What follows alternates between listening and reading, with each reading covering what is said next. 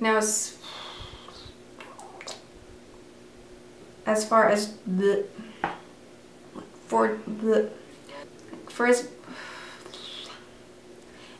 it does go on.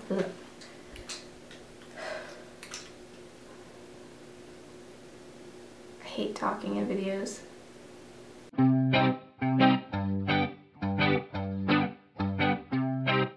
Hey guys, so I am back with another video, and if you can't tell from the title, it's a review of the Anastasia Beverly Hills liquid lipsticks that released on January 7th.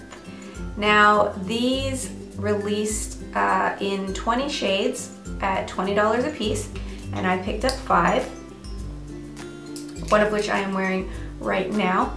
I'll try to keep this review as quick and concise as possible, really just focusing on my experience and my opinion about it without all of the boring details that you can look up yourself online.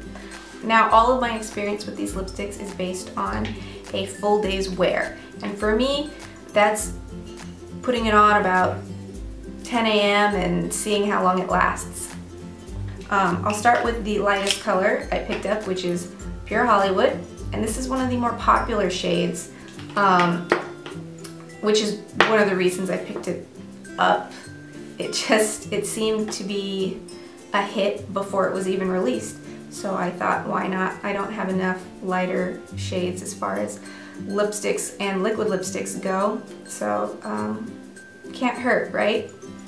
Now, the initial swatch on the website looks very mauve to me, and it may be my computer screen and the settings on it, but it looked to be kind of like a nude beige with purple undertones, and I really liked that about it, so that was a good portion of the reason that I chose it. However, when I actually got it in the mail and when I actually swatched it, right here, those purple undertones weren't really there, and I have to admit I was kind of disappointed about it. That's not to say it isn't a beautiful color, because it is, but it wasn't what I was looking for. Now, it seems that the formulas in all 5 of them that I chose are slightly different, which is strange. So, because they all wore differently on me, and they all lasted for different lengths of time. This one lasted by far the shortest, and I put 2 coats of it because, being a lighter shade, it wasn't as opaque as some of the darker ones, so I had to apply it once, let it dry, then apply it again. And it only lasted me about 3 to 4 hours before I had to reapply the entire thing. It wasn't just a touch-up, it was full-on reapplication. I do want to point out that the transfer on this was quite a lot for being a matte lipstick and a lighter color. I just found that it left a trail of lipstick more so than some of the other ones. The formula on this one, I don't know if it's all of the lighter shades, but the formula on this one just seemed to be different than my darker shades. Now, that was without a lip primer or a lip liner, so I may try that a different day and see if it has any sort of change in the wearability of it. Now, the next color I got is American Doll, and I'm a sucker for reds, so I had to get this. It was this one or Bloodline, and I chose American Doll. This is a warm toned red. It looks almost cool tone, but once you actually wear it, you can kind of see that there's warm tones in it. It's very much a classic red. My husband told me that it reminded him of like a red carpet red. So I really loved that about this. It's very opaque. It went on fairly smoothly, and it dried fairly quickly out of the other ones. Now, as far as how long this one lasted me about 6 hours before I had to touch it up. And it dried matte. The only place that I really needed to touch it up was around the center of my lips. I found that the only time I really saw it move was if I had rubbed my lips at all. But as far as actual transfer goes, I didn't see much with this. It was very, very faint. So I'm very pleased with how this one wore. I'm in love with the color, and I am impressed with the formulation. So in comparison to how Pure Hollywood was, it is quite different, and I don't understand that. But the next color I got is Vamp, and that is what's on my lips right now. This shade is probably the most surprising to me. I kind of got it because it had a little bit of those brown tones, and I figured what the heck, but once I swatched it and once I actually tried it on, I couldn't believe how in love with it I was.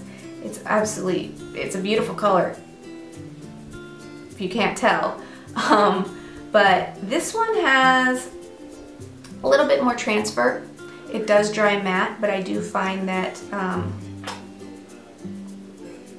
leaves a little bit more of a shadow of color than some of the other ones. So like I mentioned, the formula seems a little bit different.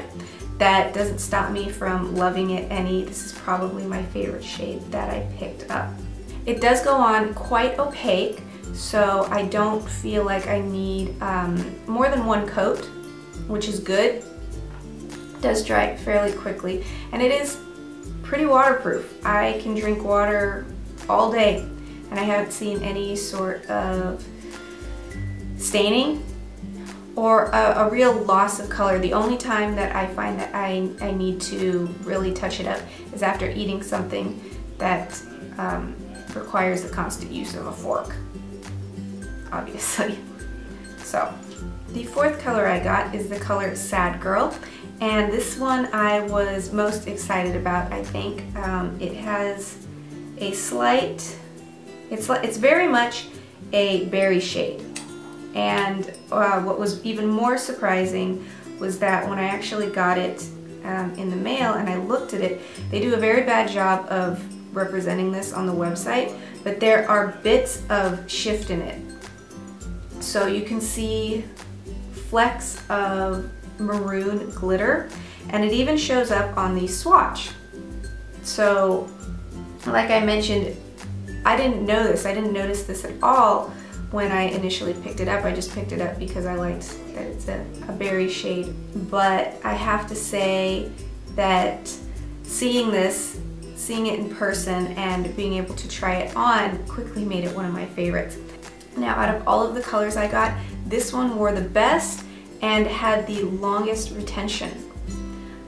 There was minimal transfer, and I'm talking like minuscule. It was hardly noticeable, even if I would press my fist into my lips.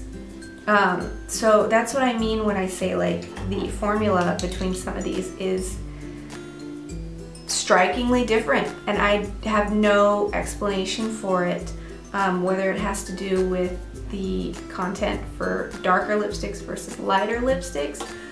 It's just really surprising to know that this one lasted me almost 8 hours.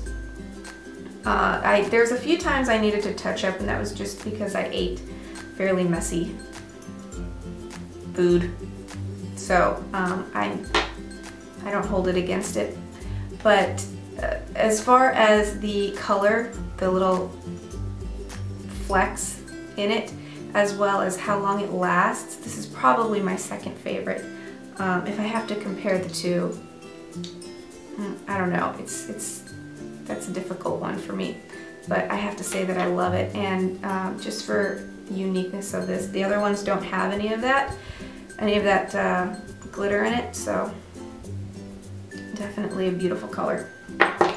The last color I picked up is Potion, and it's a very dark, deep plum shade. I think that this is actually the deepest color that is in the line. So I would say, in comparison to the other 4 colors I got, this is actually a pretty buildable color. The first layer of it goes on fairly plummy, fairly true to the shade that you see here. But once you let it dry and you put it on a second coat, it becomes almost a black plum. So I do like that aspect about this particular color. Now this also comes in at a close second to color retention and transfer to Sad Girl. Part of the reason I think any transfer is noticeable is because of just how deep the color is, but just like with Sad Girl, I found that once this dried, it pretty much stayed put. I didn't see any remnants on my glass and on straws, on my utensils, so I'm really pleased that this being such a deep color lasts as long as it did.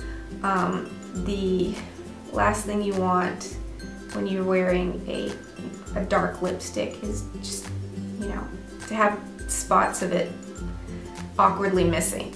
So I'm very, very happy with this color. As far as rate of transfer, I would have to say that Sad Girl has the best and longest wear. Then Potion would come in a very, very close second. American Doll, I have to say American Girl. American Doll is third. Vamp, and then, as I mentioned, Pure Hollywood just had the least amount of color retention. I'm so just baffled by that. I don't understand it. Altogether, I'm really impressed with this line. You know, despite Pure Hollywood having its downsides, I think 4 out of 5 being hits is a pretty good percentage. The formula itself is moisturizing, which for me is always a really good thing because I have naturally dry lips. The lasting ability for 4 out of 5 of them is great. Transfer, the lack of transfer is phenomenal. And the color range, the 20 different shades, are just unique enough that you feel like you have to collect them all. At the moment, many of them are sold out. I think you can still get them on Macy's though. I'd have to give these an 8 out of 10. I really would. If I was using a grading system, that's what I would give them. For as much hype as there was surrounding them before their release, you kind of go into this really hoping that you're going to get your money's worth. So yeah, I feel like I did. Definitely check these out. $20 is, you know, a lot for a single lipstick. So they do have, the ABH website has a 10% off coupon code if you sign up, if you create an account with them. So that is about it for this review. I hope it was relatively informative. I know there's quite a few videos out there already, whether they are full reviews or swatch videos. This was based on my personal experience, and I hope that that experience was informative enough that it could help you decide if you do want to purchase these. I'm very happy with my purchase. I'm sure I can make Pure Hollywood work some way. It may not have reached the level of expectation that some of the others did, but for $20, I'm gonna make it work.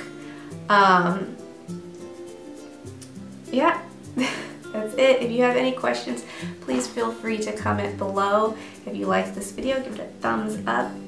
And as always, thank you so much for watching, and I will see you next time. Bye!